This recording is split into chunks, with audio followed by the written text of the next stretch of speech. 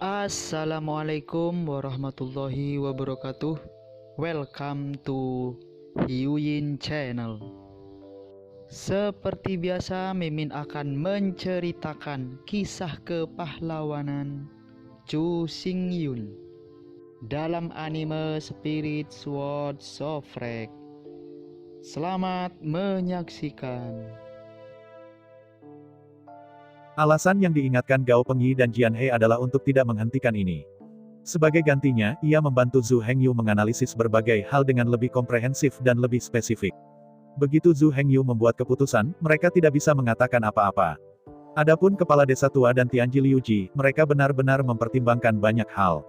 Tetapi Zhu Hengyu bersyukur bahwa ketujuh orang ini tidak mengecewakan Zhu Hengyu. Meskipun mereka sangat tidak rela hati, karena mereka telah memilih untuk mengikuti Zhu Hengyu, selama Zhu Hengyu memutuskan, mereka tidak akan pernah menolak untuk menjalankan perintah karena preferensi pribadi. Meskipun perintah itu dieksekusi, mereka sangat tidak nyaman dan bahkan jijik. Tetapi bagaimanapun juga, mereka tidak akan mendurhakai. Dan ini sudah cukup. Melihat kelompok di depan dengan lega, Zhu Hengyu mengangguk lagi dan lagi. Jelas, hubungan 11 orang ini dengan Zhu Hengyu dibagi menjadi 3 kelas. Tingkat pertama adalah Zhu Xiaomei dan Zheng Xiaoyu. Kepercayaan tak bersyarat dan dukungan tanpa syarat mereka untuk Zhu Hengyu bahkan mencapai kebutaan. Kelas kedua adalah Gao Pengyi dan Jian He. Dukungan mereka untuk Zhu Hengyu tidak diragukan lagi. Bahkan jika perintah Zhu Hengyu ditolak mereka akan mengeksekusi tanpa keluhan. Kelas 3 adalah kepala desa tua dan 6 iblis dari Tianmo. Dukungan mereka untuk Zhu Hengyu juga sangat kuat. Namun, meskipun mereka akan melaksanakan semua perintah yang dikeluarkan oleh Zhu Hengyu, mereka tidak dapat menjamin bahwa tidak akan ada keluhan di hati mereka. Sambil menghela nafas panjang, Zhu Hengyu melihat sekeliling selama seminggu dan kemudian berkata, menjadi seorang pria, melihat sesuatu, sudutnya tidak boleh terlalu sempit. Mendengar kata-kata Zhu Hengyu, kecuali Zheng Xiaoyu, 10 orang lainnya memandang Zhu Hengyu dengan ragu. Menghadapi perhatian semua orang, Zhu Hengyu dengan sabar menjelaskan. Jika Zhu Hengyu berkolusi dengan pejabat klan Hai, mereka akan bekerja sama dalam dan luar, dan menghasilkan banyak uang. Itu memang tabu. Dalam hal itu, Zhu Hengyu tidak hanya mengkhianati klan domba iblis, tetapi juga mengkhianati klan iblis. Tetapi masalahnya sekarang adalah bahwa target perdagangan Zhu Hengyu bukanlah kekuatan Haizhu. Ini bahkan bukan kesepakatan sama sekali. Lebih tepatnya, ini hanyalah penjarahan sepihak. Mendengarkan kata-kata Zhu Hengyu, kecuali Zheng Xiaoyu, keraguan yang lain bahkan lebih dalam. Melihat mata semua orang yang bingung, Zhu Hengyu tidak bisa menahan kepalanya. Menoleh sedikit, Zhu Hengyu memandang Zheng Xiaoyu dan berkata, aku terlalu malas untuk menjelaskan, atau kamu bisa memberitahuku secara detail. Mendengar kata-kata Zhu Hengyu, Zheng Xiaoyu tidak bisa menahan senyum. Zheng Xiaoyu adalah gadis yang cerdas, dan sejauh ini, satu-satunya orang yang dapat menembus hati Zhu Hengyu dan benar-benar memahami setiap ide yang dimilikinya. Awalnya, Zheng Xiaoyu hanyalah seorang gadis yang belum pernah melihat dunia sebelumnya, sederhana dan sederhana. Meskipun dia tidak muda, hatinya sebenarnya sangat murni. Tetapi sejak saat ini, Zheng Xiaoyu naik ke posisi tinggi dan mengambil alih kekuasaan desa Tianmo. Hati Zheng Xiaoyu telah diam-diam berubah. Sebelumnya, Zheng Xiaoyu hanyalah seorang gadis kecil di bagian bawah masyarakat. Meskipun dia sangat cerdas, status sosialnya rendah. Karena afinitas magis hampir nol, dia tidak memenuhi syarat untuk memasuki Zhongmen, dan hanya bisa menjadi pelayan pinggiran di kota kecil dekat Zhongmen. Meskipun kemudian dinilai oleh master dan diterima sebagai magang. Tetapi afinitas magisnya hampir nol, pada kenyataannya, dia hanya bisa belajar sedikit pengetahuan, tetapi bukan teknologi. Tanpa sihir api, tidak ada obat untuk keabadian. Karena itu, setelah tuannya meninggal, Zheng Xiaoyu hanya bisa kembali ke kota lagi dan terus menjadi pelayannya. Dan kemudian, bahkan jika dia dipilih oleh Zhu Hengyu, pada kenyataannya, apa yang dia lakukan setiap hari adalah pekerjaan menunggu orang lain. Hanya dari pelayan biasa hingga pelayan senior. Tapi sekarang, ketika Zheng Xiaoyu akhirnya merasakan kekuatan-kekuatan telapak tangan, pikiran Zheng Xiaoyu telah mengalami perubahan luar biasa. Terutama sebelumnya, 3.000 penduduk desa Anping dipimpin oleh kepala desa lama dan Anping Liuji. Berlutut di depan Zhu Hengyu, memohon padanya untuk tetap tinggal. Zheng Xiaoyu tahu bahwa dia juga ingin menjadi orang seperti itu. Tentu saja, ini bukan untuk mengatakan bahwa Zheng Xiaoyu ingin mengkhianati Zhu Hengyu. Bahkan tidak ingin membunuh Tuhan, dan kemudian menggantinya. Setelah semua apa yang diubah Zheng Xiaoyu sebenarnya hanya pengejaran batinnya. Sejauh esensinya, masih gadis yang tidak bersalah dan baik yang sangat cerdas. Jika mungkin, Zheng Xiaoyu sebenarnya hanya berharap untuk berdiri di samping Zhu Hengyu. Hadapi dia kemuliaan tertinggi, kemuliaan tanpa akhir. Adapun untuk mengganti Zhu Hengyu, Pertama-tama, Zheng Xiaoyu tidak memiliki ambisi atau gagasan itu. Kedua, Zheng Xiaoyu juga tahu bahwa dia tidak memiliki keberanian, dan kurangnya jenis keberanian untuk diikuti dan kesetiaan. Untuk waktu yang lama, Zheng Xiaoyu tidak benar-benar tertarik pada kultivasi. Bahkan jika kekuatannya meningkat, dia tidak benar-benar bahagia. Sebaliknya, Gao Pengyi dan Jian He, kedua orang ini sangat berbeda. Mereka benar-benar tidak memiliki keinginan untuk hak, identitas, dan status. Pengejaran terbesar dan bahkan satu-satunya mereka adalah kekuatan. Sebagian besar gadis lebih emosional dan fokus pada kenikmatan spiritual. Karena itu, baik Zheng Xiaoyu maupun Zhu Xiaomei tidak terlalu peduli dengan kekuatan mereka sendiri. Dalam hati Zhu Xiaomei, Zhu Hengyu adalah yang paling peduli dan paling ketat. Sebenarnya Zheng Xiaoyu agak linglung sejak lama. Dia bahkan tidak tahu apa yang dia inginkan, tetapi apa yang harus dia kejar. Sampai saat ini, ketika Zheng Xiaoyu secara pribadi memerintahkan ribuan pasukan dan menghadapi orang-orang Hai. Ketika Zheng Xiaoyu secara pribadi mengambil alih kekuasaan desa dari kepala desa yang lama. Ketika Zheng Xiaoyu melihat seluruh desa berlutut di depan Zhu Hengyu dan memintanya untuk tetap tinggal. Akhirnya, Zheng Xiaoyu tahu apa yang paling ia inginkan. Mengangguk dalam-dalam pada Zhu Hengyu, lalu, Zheng Xiaoyu perlahan berdiri. Dengan napas bergetar, Zheng Xiaoyu menjelaskan sambil tersenyum. Meskipun di permukaan, Zhu Hengyu tampaknya dapat berkomunikasi dengan musuh asing. Namun faktanya, ini adalah penjarahan sepihak. Pertama-tama, Zhu Hengyu menggunakan bahan bernilai 1 dengan imbalan batu ajaib bernilai 100 dari klan Hai. Kemudian, Zhu Hengyu membeli 100 bahan dari klan Moyang dengan harga 1. Datang dan pergi, Zhu Hengyu membayar total 2 bahan dengan harga 2, dengan imbalan bahan bernilai 200 dari keluarga Hai. Meskipun dalam proses ini, suku Hai memang mendapatkan bahan bernilai 2. Namun faktanya, laba bersih Zhu Hengyu mencapai 198. Setelah mendengarkan penjelasan Zheng Xiaoyu, tiba-tiba ada sedikit inspirasi. Namun jelas, terburu-buru, mereka masih belum sepenuhnya mengerti. Menggelengkan kepalanya tak berdaya, meskipun Zhu Hengyu terlalu malas untuk menjelaskan. Tapi jelas, tidak mungkin menjelaskan sesuatu tanpa penjelasan yang jelas. Memalingkan kepalanya untuk melihat kepala desa tua, Zhu Hengyu berkata, sebagai contoh, saya menggunakan jelly bean senilai batu energi magis junior untuk membuat kesepakatan dengan cucu Anda yang berusia 3 tahun untuk batu energi magis menengah. Apakah Anda pikir dia akan mengubahnya untuk saya? Mendengar kata-kata Zhu Hengyu, mata pemimpin desa tua itu membelalak dengan keras. Pada saat yang sama, Tianji Liuji juga membuka mulutnya dengan kaget. Ini dia memang akan memberimu. Tapi kamu, bukankah kamu tidak tahu tentang bullying anak-anak? Melihat 7 orang di sisi yang berlawanan, Zhu Hengyu melanjutkan, ini belum berakhir. Selanjutnya, saya akan menggunakan sepotong jelly bean lagi, dan cucu Anda yang berusia 3 tahun, untuk bertukar pedang yang tergantung di dinding kepala desa tua. Pedang perangku bernilai 100 batu ajaib unggul. Kepala desa tua itu menggeram. Melihat kepala desa tua sambil tersenyum, Zhu Hengyu berkata, kenapa kamu juga tahu aku memanfaatkannya? Di mana kentunganmu? Apakah kamu tahu apa yang kamu sebut penipuan? Kata kepala desa tua. Mengangguk-angguk, Kong Wu berkata, kamu menggunakan metode ini untuk menipu anak 3 tahun itu.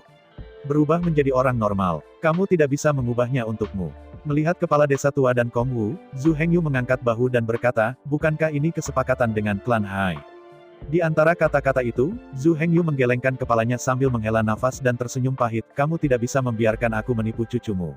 Aku bisa memahaminya. Tapi apakah kamu bahkan menipu klan Hai?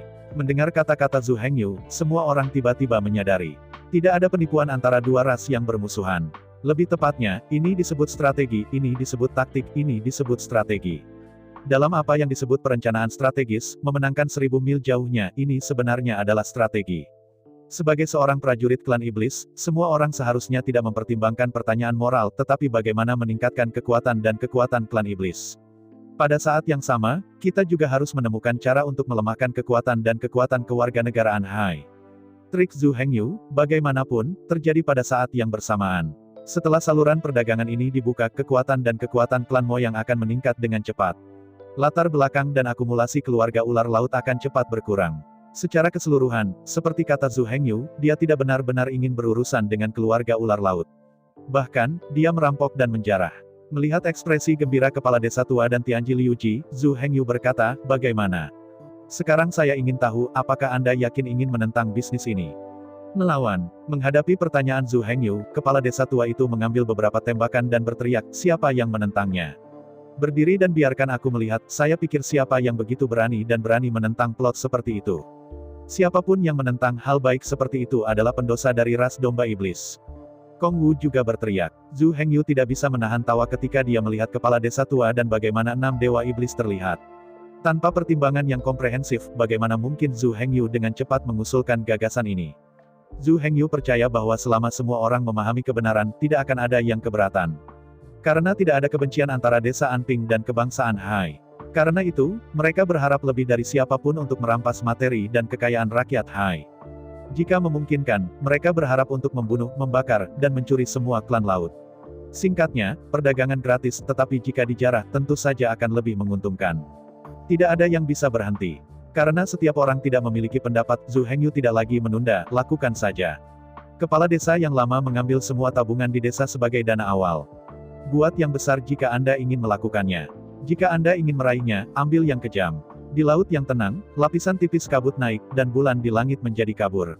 Sudah larut malam, tetapi kabinnya masih semarak. Lebih dari 100 prajurit dari 30 segmen yang dibawa Zhu Hengyu masih dalam kesulitan. Kali ini, Zhu Hengyu tidak hanya membawa semua uang di desa, tetapi juga membawa kekuatan tempur inti dari 30 setan dari 100 setan. Pada awalnya, kepala desa tua sangat menentang, setelah semua, bencana samudra akan segera datang. Namun, menurut informasi dari Chang Sui, kepala desa yang lama terdiam ketika bencana samudera tidak akan datang sampai 3 bulan. Sekarang Zhu Hengyu dapat melakukan bisnis dengan ular laut, berita itu secara alami dapat diandalkan. Kepala desa yang lama tidak bersikeras, tetapi dia juga mengatakan bahwa Zhu Xiaomei harus tinggal.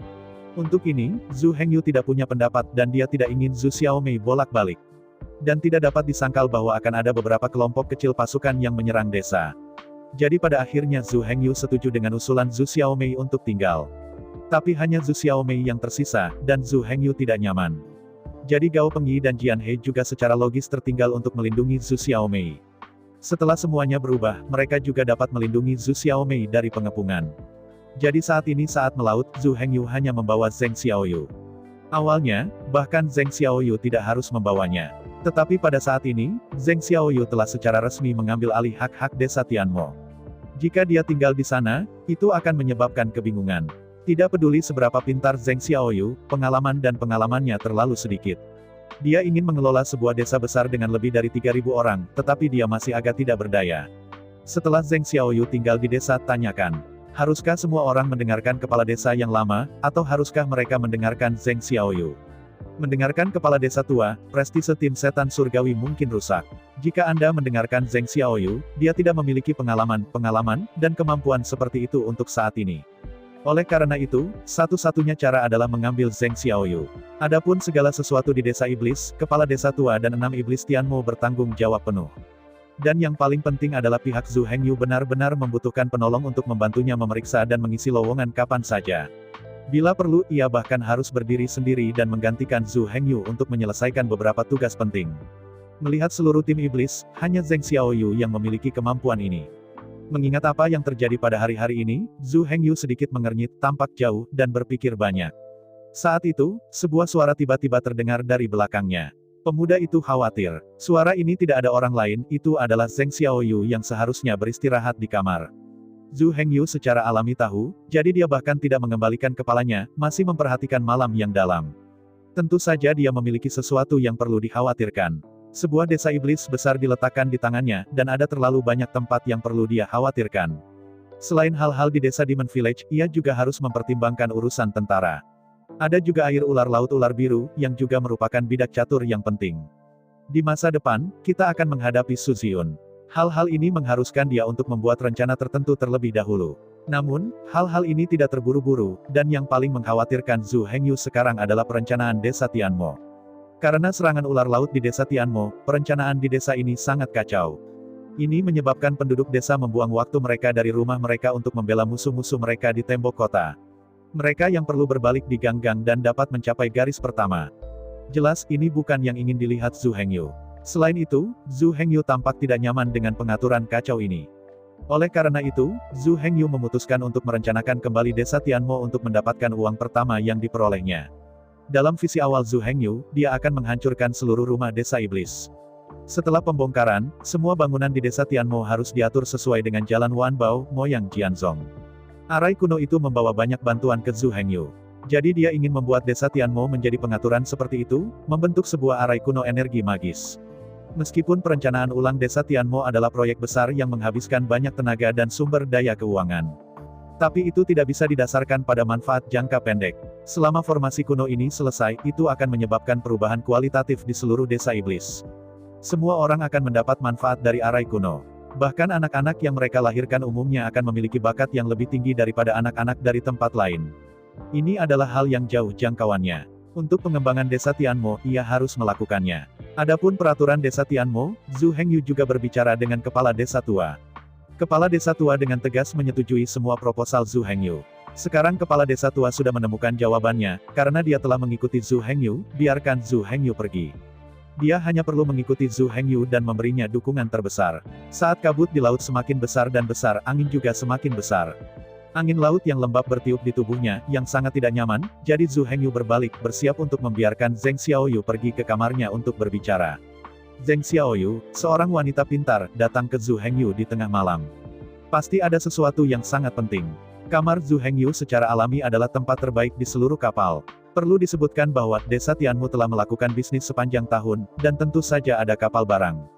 Hanya saja mereka belum menghasilkan banyak uang pada tahun-tahun ini, jadi kapal barangnya tidak terlalu besar, hanya kapal barang berukuran sedang.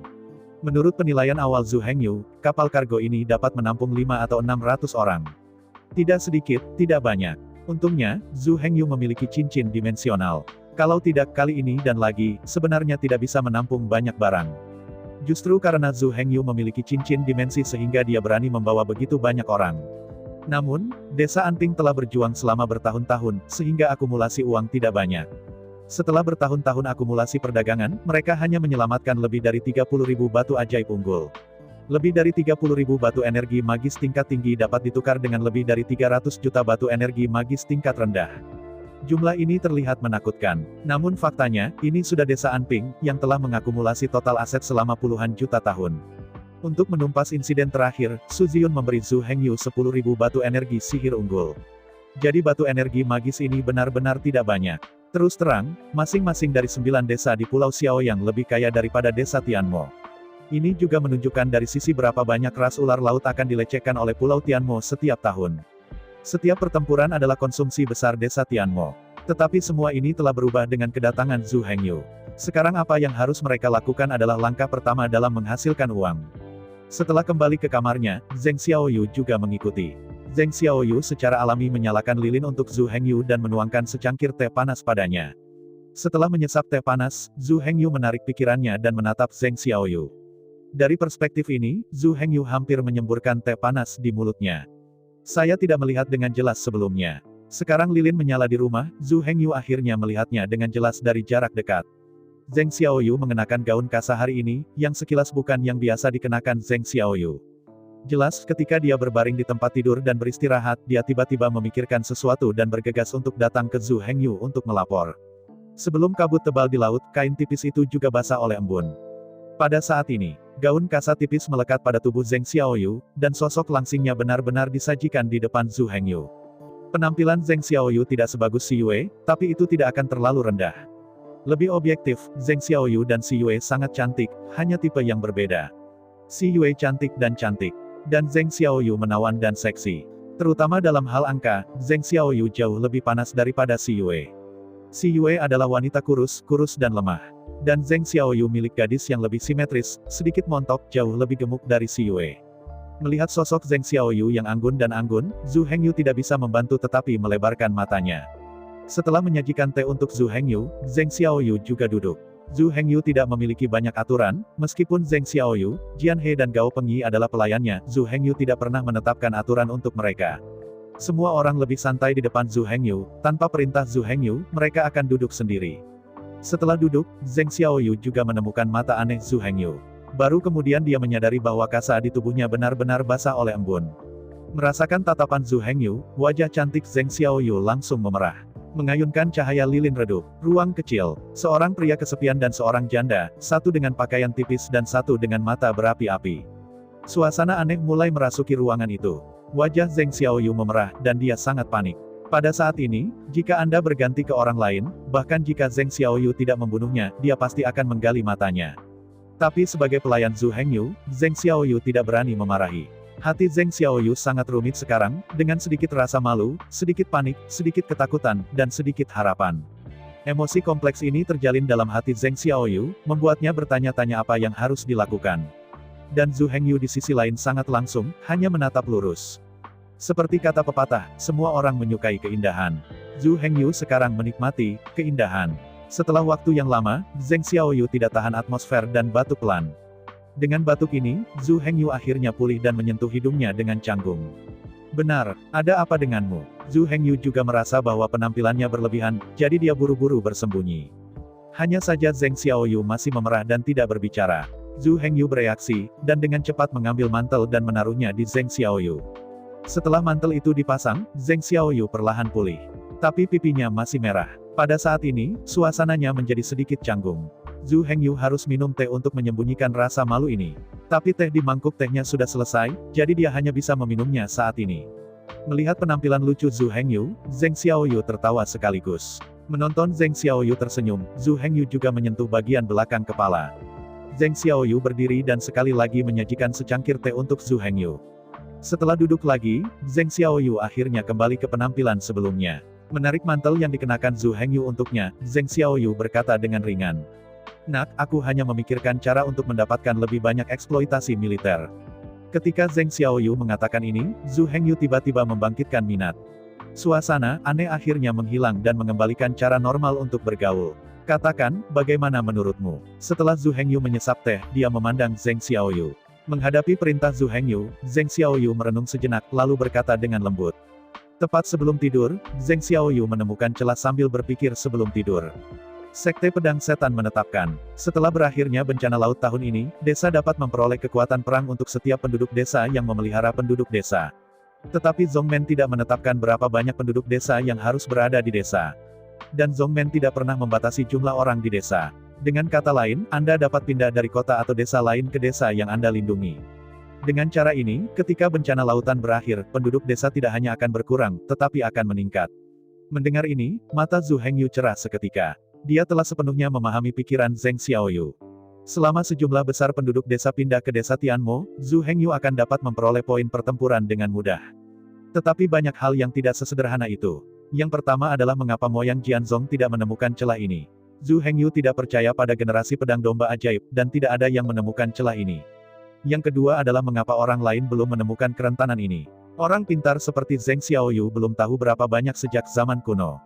Zhu Hengyu tidak percaya bahwa orang-orang itu tidak dapat menemukan celah ini. Untuk mengatasi dua masalah penting ini, Zhu Hengyu dapat terus berpikir.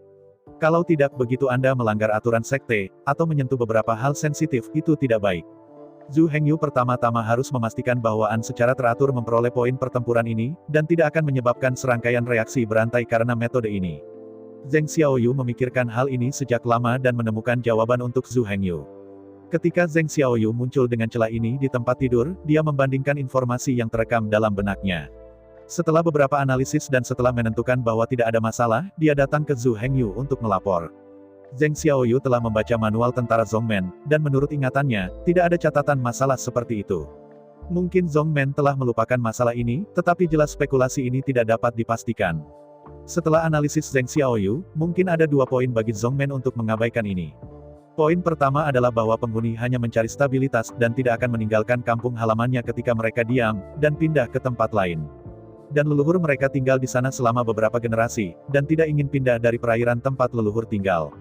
Sama seperti penduduk desa di desa Tianmo, mereka masih bertahan pada kondisi yang sulit. Itu karena mereka tidak ingin pergi, di mana para leluhur bekerja keras dan berjuang keras. Karena itu, imigrasi sebenarnya adalah hal yang sangat sulit. Kecuali hidup ini sulit, tidak ada yang akan bergerak. Poin kedua adalah bahwa biaya imigrasi cukup tinggi. Setelah berjuang untuk pindah ke desa, dia hanya bisa mendapatkan sedikit pahala. Ini benar-benar suatu hal yang tanpa pamrih. Setelah perhitungan Zheng Xiaoyu, untuk memindahkan seseorang ke desa, setidaknya diperlukan 100 batu energi magis tingkat rendah. Ini hanya biaya moneter. Anda tahu, penduduk desa yang baru direlokasi membutuhkan rumah untuk tinggal. Ingin punya makanan, butuh pekerjaan. Apakah anak-anak mereka membutuhkan pendidikan? Segala macam hal yang rumit tak terhitung jumlahnya dan tidak mudah. Selain itu, populasi migrasi yang paling sulit diintegrasikan ke dalam desa. Penduduk desa akan dikecualikan, dan mereka yang baru saja pindah tidak akan memiliki tempat di desa dan tidak memiliki hak untuk berbicara. Ini akan menghasilkan banyak hal. Ketika situasinya kacau, itu akan semakin menyusahkan. Ini adalah kesimpulan yang ditarik oleh analisis Zheng Xiaoyu. Akhirnya, Zhu Hengyu menambahkan satu lagi. Itu upaya perang, hanya percobaan untuk rekrutmen. Biaya setidaknya 100 batu energi magis tingkat rendah untuk seseorang, yang akan membuat biaya modal untuk ini, dan beberapa rekrut memiliki begitu banyak uang. Jika Zhu Hengyu tidak bergantung pada toko bubur batu giok dan kemurahan hati Su Ziyun, dia mungkin juga hantu miskin. Jadi kesimpulan akhirnya adalah bahwa mereka tidak punya uang untuk melakukan ini, dan tidak perlu melakukannya. Ini adalah alasan mendasar mengapa Zhongmen tidak menetapkan batasan. Setelah memikirkan hal ini, Zhu Hengyu dapat merasa yakin untuk menemukan imigran. Setelah itu, cara merekrut penduduk desa. Untuk titik ini, Zheng Xiaoyu telah lama memikirkan Zhu Hengyu. Ini sebenarnya sangat sederhana. Selama uang itu ada, mudah untuk mengatakan apapun. Berikan orang-orang miskin itu beberapa batu energi magis, dan mereka akan berjanji untuk pergi ke Pulau Tianmo. Adapun di mana mencari orang miskin, itu tidak bisa lebih mudah. Di dunia ini, dimanapun berada, yang paling penting adalah orang miskin. Ketika Zhu Hengyu kembali, dia segera bisa mendapatkan banyak kekayaan, dan 100 batu energi magis tingkat rendah untuk satu orang bukanlah apa-apa. Menurut rencana Zheng Xiaoyu, dalam 3 bulan ke depan. Dengan kata lain, sebelum munculnya bencana lautan, cobalah untuk membuat populasi desa Tianmo mencapai 10.000. Pulau Tianmo sudah memiliki lebih dari 3.000 orang, dan selama ia berimigrasi 6 atau 7.000 orang, ia dapat mencapai 10.000 orang. Selama ada 10.000 orang di desa Tianmo, Zhu Hengyu bisa mendapatkan 30.000 prestasi militer. Jadi mengapa Zheng Xiaoyu mengatakan bahwa setidaknya 10.000 imigran diperlukan? Sebenarnya sangat sederhana. Ketika Zheng Xiaoyu ingin datang, kerusakan yang disebabkan oleh bencana lautan akan sangat serius. Terutama mereka yang baru saja beremigrasi ke masa lalu tidak hanya akan meningkatkan kekuatan tempur desa Tianmo, tetapi juga menyeret desa Tianmo. Untuk kehilangan pertempuran ini, Zheng Xiaoyu memperkirakan setidaknya ada 2.000 hingga 3.000 orang.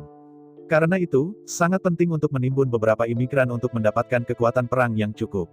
Melihat analisis jujur Zheng Xiaoyu, mata Zhu Hengyu penuh dengan persetujuan.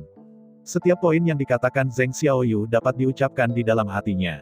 Banyak dari gagasan ini yang bahkan tidak terpikirkan oleh Zhu Hengyu, atau bahkan diabaikan. Karena strategi ini dipikirkan oleh Zheng Xiaoyu, maka masalah ini secara alami harus ditangani oleh Zheng Xiaoyu, yang bertanggung jawab untuk menanganinya. Dia percaya bahwa Zheng Xiaoyu akan mampu menangani masalah ini dengan sangat indah. Di sisi lain, Zheng Xiaoyu tampaknya tidak berharap bahwa Zhu Hengyu akan sangat mempercayainya dan akan menyerahkan hal-hal penting kepadanya. Untuk sementara, Zheng Xiaoyu sangat bersemangat dan sangat bahagia di dalam hatinya. Melihat tatapan Zhu Hengyu dengan persetujuan dan antisipasi, Zheng Xiaoyu mengepalkan tinjunya. Diam-diam ditentukan, kita harus mengumpulkan setidaknya 10.000 imigran, atau bahkan lebih. Hanya dengan cara ini Zhu Hengyu dipromosikan secara langsung menjadi Centurion of the Ship. Pada saat ini, apa yang Zhu Hengyu lakukan masih berisiko besar. Untuk saat ini, Zhu Hengyu bukan perwira domba iblis, dan ia tidak memiliki hak untuk menyegel tanah.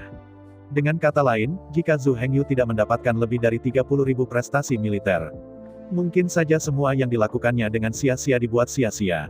Meskipun Pulau Tianmo terpencil, tidak memiliki prospek untuk dikembangkan, dan tidak memiliki sumber daya, meskipun demikian, tidak dapat dikesampingkan. Beberapa orang akan memilih Pulau Tianmo sebagai tanah mereka sendiri sebelum Zhu Hengyu. Untuk mencegah kecelakaan, Zhu Hengyu harus memperoleh 30.000 prestasi militer dalam 3 bulan ini. Hanya dengan cara ini, dia benar-benar bisa mendapatkan Pulau Setan. Melihat Zhu Hengyu dengan tenang menundukkan kepalanya dalam perenungan, Zheng Xiaoyu selesai berbicara tentang apa yang ingin dia katakan. Jadi Zheng Xiaoyu berhenti mengganggu Zhu Hengyu dan membiarkannya memikirkannya di kamar sendirian. Setelah diam-diam keluar dari kamar dan menutup pintu, Zheng Xiaoyu berdiri dengan sangat bodoh di pintu kamar Zhu Hengyu. Pada saat ini, pikiran Zheng Xiaoyu masih sangat rumit. Memikirkan tatapan mata lurus Zhu Hengyu, hatinya bingung lagi, dan wajahnya menjadi merah. Saya tidak tahu berapa lama sebelum Zheng Xiaoyu bereaksi. Saya melihat bahwa dia melihat lagi ke dalam pintu kamar Zhu Hengyu lagi, mengencangkan mantel Zhu Hengyu yang dia pakai. Lalu ada senyum tipis di wajahnya. Ada jejak kebahagiaan, jejak manis dalam senyum ini, dan jejak harapan. Dengan senyum ini, Zheng Xiaoyu bersenandung lembut, dan bangkit kembali ke kamarnya sendiri. Pada saat ini, jika Jian He, Gao Pengyi dan Zhu Xiaomei semua melihat Zheng Xiaoyu terlihat seperti ini, mereka semua akan terkejut bahwa rahang mereka jatuh. Zheng Xiaoyu biasanya tenang dan acuh tak acuh di depan mereka. Bagaimana mungkin ada waktu seperti itu? Tapi yang jelas, Zheng Xiaoyu pasti tidak akan membiarkan mereka melihat adegan ini. Di sisi lain, Zhu Hengyu menyaksikan Zheng Xiaoyu keluar, dan diam-diam lega. Dia memang memiliki beberapa Menglang sekarang, lagi pula, Zheng Xiaoyu hanyalah pelayannya, bukan istrinya. Hanya saja meskipun Zheng Xiaoyu telah keluar dari ruangan, pikiran Zhu Hengyu masih penuh dengan postur anggunnya sekarang. Zhu Hengyu membuat dua dendam ke wajahnya, Zhu Hengyu menggelengkan kepalanya dengan keras, dia tidak memikirkannya sekarang. Pada saat ini, berpikir tentang bagaimana membuat desa Tianmo menjadi kaya dengan cepat adalah apa yang harus dia lakukan. Sekarang perencanaan awal desa Tianmo benar-benar ada dalam pikiran Zhu Hengyu. Dua hal harus dilakukan terlebih dahulu. Yang pertama adalah meningkatkan populasi sebanyak mungkin. Yang kedua adalah mendapatkan kekayaan sebanyak mungkin dari ular laut. Zhu Hengyu bermaksud menyerahkan pencarian imigran ke Zheng Xiaoyu, setelah semua, metode ini adalah apa yang dia dapatkan. Dan kali ini, dia mengeluarkan 100 prajurit dari 30 setan di desa Tenma, dan Zhu Hengyu akan membaginya menjadi dua. 50 orang mengikuti Zheng Xiaoyu untuk menemukan imigran, dan 50 lainnya mengikutinya untuk mencari eliksir. Zhu Hengyu telah menyusun daftar obat mujarab yang akan dibeli. Di atas tidak diperlukan untuk iblis domba, tetapi ramuan yang sangat berguna untuk ular laut. Harga pembelian eliksir ini sangat rendah, Zhu Hengyu memperkirakan hanya beberapa juta batu energi magis tingkat rendah yang cukup. Karena kali ini mereka tidak pergi ke Pulau Wayang, tetapi pergi ke pulau transit tidak jauh dari Pulau Tianmo untuk membeli. Meskipun makmur di sini, itu tidak lebih besar dari Pulau Wayang, jadi mungkin tidak ada cadangan eliksir terlalu banyak di sini. Mengapa Zhu Hengyu tidak memilih untuk pergi ke Pulau Wayang untuk melakukan pembelian besar, tetapi datang ke pulau transit ini? Itu karena Zhu Hengyu juga harus menjelajahi jalannya terlebih dahulu, untuk melihat kondisi pasar. Yang lain adalah membeli sejumlah besar ramuan, ia takut Chang Sui tidak bisa mengatasinya. Jika demikian, situasinya serius. Beberapa eliksir yang tidak dapat disimpan dalam waktu lama akan membusuk dengan cepat, yang tidak hanya menghasilkan uang tetapi juga membuat kerugian. Oleh karena itu, ini perdagangan pertama kali dengan keluarga ular laut, Zhu Hengyu masih memilih untuk stabil. Selama transaksi pertama ini berhasil diselesaikan, lain kali Zhu Hengyu akan secara langsung menghancurkan semua uang dari desa setan. Setelah mendapatkan uang pada saat itu, Zhu Hengyu siap untuk pergi pada baris ketiga pada saat yang sama. Dengan uang yang didapatnya, dia akan mengambil sebagian darinya dan mulai merencanakan perumahan di desa Tianmo, dan tembok kota juga perlu ditebalkan. Kedua, di bagian lain, dia perlu menyediakan sejumlah uang untuk membantu Zheng Xiaoyu merekrut imigran. Meskipun Zheng Xiaoyu mengatakan bahwa seorang imigran membutuhkan 100 batu ajaib tingkat rendah, itu hanya standar minimum. Untuk mengetahui bahwa situasi Pulau Tianmo dapat berbeda dari pulau-pulau biasa, Zhu Hengyu memperkirakan bahwa jika Anda ingin orang berimigrasi ke Pulau Tianmo, yang terbaik adalah membutuhkan 200 batu energi sihir tingkat rendah atau lebih. Menginginkan 10.000 imigran berarti Zhu Hengyu harus menyiapkan setidaknya 2 juta batu energi sihir bawahan untuk Zheng Xiaoyu. Bagian ketiga dari uang itu masih digunakan untuk membeli ramuan yang dibutuhkan oleh ular laut. Hanya dengan cara ini kita dapat memperoleh lebih banyak energi batu ajaib, dan membiarkan Pulau Tianmo memasuki lingkaran yang bajik. Dalam rencana awal Zhu Hengyu, Pulau 10 Setan 10 tahun kemudian akan menjadi tempat surga.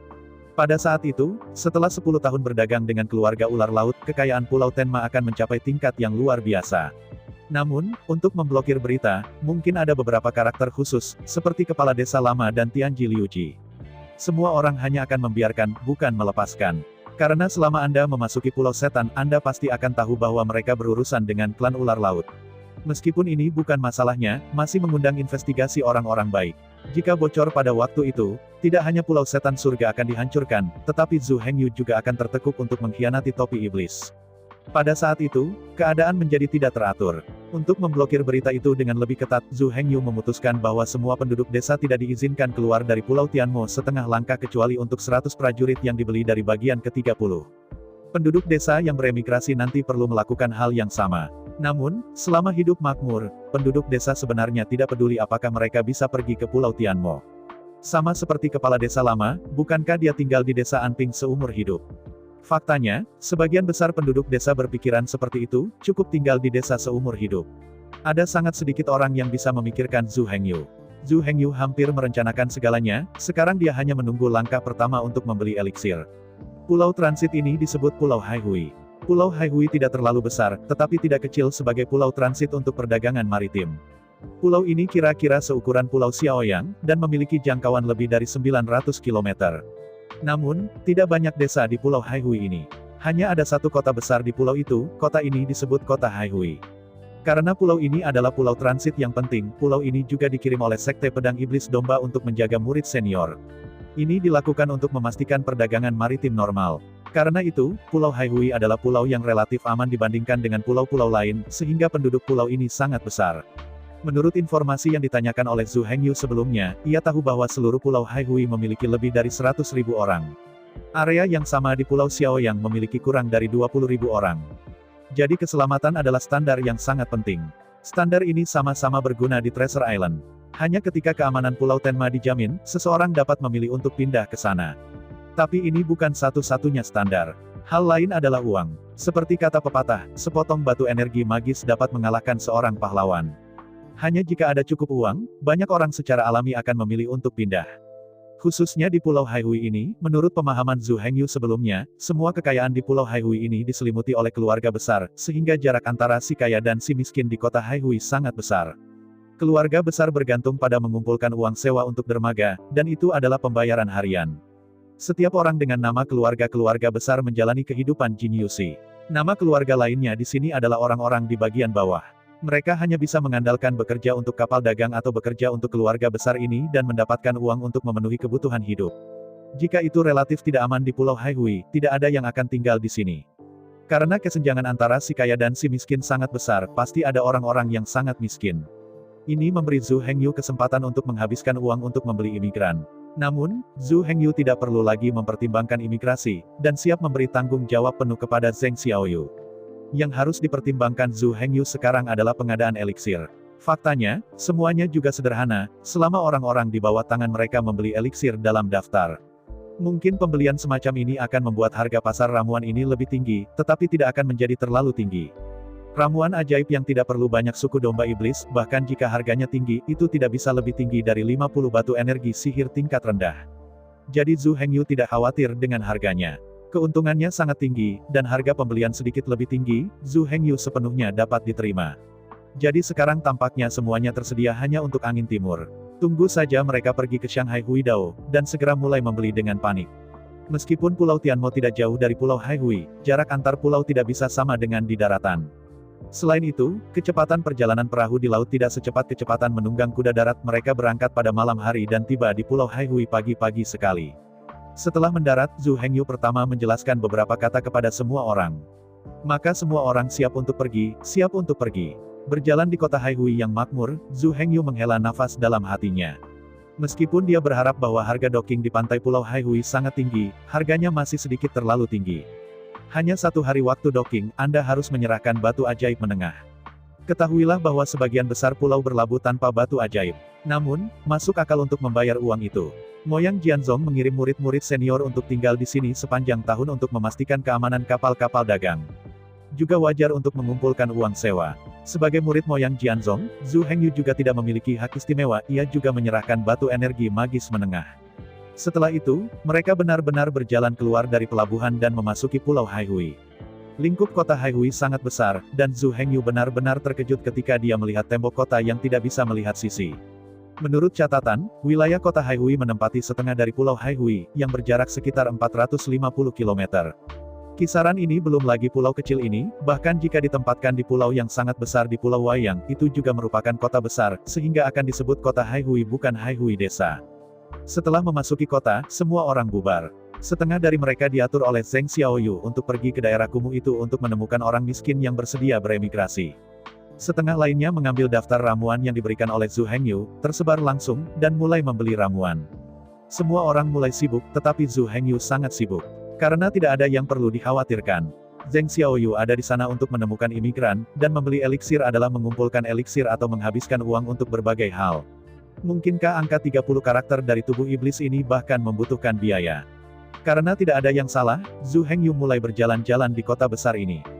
Melihat berbagai toko dan produk, Zhu Hengyu menghela nafas. Kemakmuran di sini tidak kurang dari Jalan Wanbao Moyang Jianzong, dan bahkan lebih lagi. Karena memang ada banyak orang di sini, selama ada banyak orang, ekonomi tidak akan terlalu buruk. Lelang pameran laut akan segera dimulai. Sama seperti Zhu Hengyu berjalan di jalan melihat sekeliling dan berpikir dengan liar, sebuah suara mengganggu pikirannya. Pelelangan. Juga akan ada beberapa lelang reguler di Moyang Jianzhong, tetapi lelang itu semua adalah harta langka dan puluhan ribu batu energi sihir superior, jadi Zhu Hengyu belum pernah ke lelang Moyang Jianzhong. Tetapi di sini berbeda. Ini adalah tempat di mana warga sipil tinggal, jadi apa yang dijual dalam pelelangan tidak akan menjadi sesuatu yang berharga. Dan karena itu bukan hal yang berharga, harganya tidak boleh terlalu tinggi. Melihat anak setengah yang tidak jauh dari sana menangis keras, Zhu Hengyu berjalan mendekat. Kemana perginya pelelangan? Sebenarnya, anak setengah tua ini telah berteriak di sini untuk waktu yang lama, tetapi tidak ada yang merawatnya sama sekali. Dia perlu menarik setidaknya 10 tamu untuk rumah lelang setiap hari untuk dapat memperoleh penghasilan. Setiap hari, dia berteriak di jalan seperti ini, meminta pelanggan. Orang-orang yang tinggal di kota Haihui atau yang sering datang ke kota Haihui terbiasa dengan teriakannya. Tapi Zhu Hengyu berbeda, dia berada di kota Haihui untuk pertama kalinya, jadi dia masih sangat tertarik dengan ini. Melihat Zhu Hengyu berjalan di depannya, anak setengah tua itu menunjukkan senyum lebar. Pria tampan ini, tetapi ingin berpartisipasi dalam pelelangan ini. Pada pandangan pertama, bocah setengah baya itu telah mengalami banyak hubungan manusia, dan seorang pria tampan memerah Zhu Hengyu. Meskipun dia memang cukup baik, dia masih tidak merasa seperti pria yang tampan. Di mata Zhu Hengyu, hanya jenis Su Ziyun yang benar-benar tampan. Meskipun Su Ziyun dan dia adalah musuh, Zhu Hengyu juga harus mengagumi watak dan penampilan Su Ziyun. Tapi Zhu Hengyu juga tahu bahwa bocah setengah besar di depannya hanya mengatakan hal-hal baik untuk menarik pelanggan. Mungkin orang tua, dia masih akan memanggil pria tampan di hatinya. Jadi Zhu Hengyu tidak peduli dengan gelar ini, hanya bertanya dengan ringan. Bagaimana kabar rumah lelang? Pada pandangan pertama, Zhu Hengyu benar-benar ingin pergi ke rumah lelang, dan setengah anak laki-laki itu segera tersenyum lebih cerah. Bahkan senyumnya penuh dengan pujian. Pria tampan ini, ikut aku akan membawamu ke sana. Berbicara, memberi isyarat menyambut Zhu Hengyu. Zhu Hengyu mengangguk dan membiarkannya memimpin. Hanya saja anak-anak lelaki setengah-setengah ini tidak pergi, hanya berdiri di tempat masih menatap Zhu Hengyu dengan wajah tersanjung. Dan Zhu Hengyu di sisi lain hanya sedikit terkejut mengetahui alasannya. Setengah anak laki-laki ini meminta uang. Meskipun Zhu Hengyu mendistribusikan sebagian besar uang, ia masih menyimpan banyak. Jadi untuk hadiah kecil, Zhu Hengyu masih tidak masalah. Saya melihat Zhu Hengyu membalik tangannya, dan mengambil batu energi magis tingkat rendah dari cincin dimensi. Begitu batu energi magis tingkat rendah ini keluar, mata anaknya yang berukuran setengah segera menyala. Melihat mata anak setengah ukuran itu menatap sepotong batu energi sihir yang lebih rendah di tangannya, Zhu Hengyu tersenyum sedikit dan melemparkannya langsung kepadanya. Melihat ini, bocah setengah ukuran itu dengan cepat menangkapnya, dan kemudian meletakkannya dengan hati-hati ke dalam pelukannya. Pimpin jalan. Zhu Hengyu mengabaikan penampilan putra setengah ukuran dan berkata, bukan karena Zhu Hengyu tidak memiliki simpati, tetapi dia tahu bahwa dunia ini dingin dan hangat. Dia telah menjadi seorang pengemis, bagaimana mungkin dia tidak tahu bahwa kehidupan anak setengah ukuran tidaklah mudah. Namun meski begitu, Zhu Hengyu masih hanya memberikan batu ajaib tingkat rendah. Bukannya ia tidak memiliki kemampuan untuk memberi lebih banyak uang, tetapi ia tidak memiliki kemampuan untuk memberi orang. Dia tidak sendirian sekarang, dan di belakangnya ada Zhu Xiaomei, sekelompok pengikut, dan sebuah pulau menunggunya. Selain itu, Zhu Hengyu juga seorang pengemis yang tidak punya uang. Hari ini, dia tahu lebih baik daripada siapapun. Setiap orang memiliki kehidupan mereka sendiri, dengan ide dan rencana mereka sendiri, Zhu Hengyu tidak punya niat untuk terjun. Dan melihat anak setengah ukuran itu, dia tampaknya menikmati perasaan ini, jadi Zhu Hengyu tidak akan berbuat banyak. Jika Zhu Hengyu membutuhkannya untuk memimpin, seperti pejalan kaki lainnya, ia akan memilih untuk mengabaikan putra setengah ukuran ini. Mengikuti bocah setengah ukuran itu dalam perjalanan ke pelelangan, keduanya mengobrol satu sama lain. Pria tampan itu datang dari Pulau Wai yang pada pandangan pertama. Setengah anak laki-laki memimpin di depan, sambil melihat ke belakang, menatap Zhu Hengyu dengan wajah tersanjung. Dan karena Zhu Hengyu memberinya batu energi magis tingkat rendah, namanya untuk Zhu Hengyu telah berubah.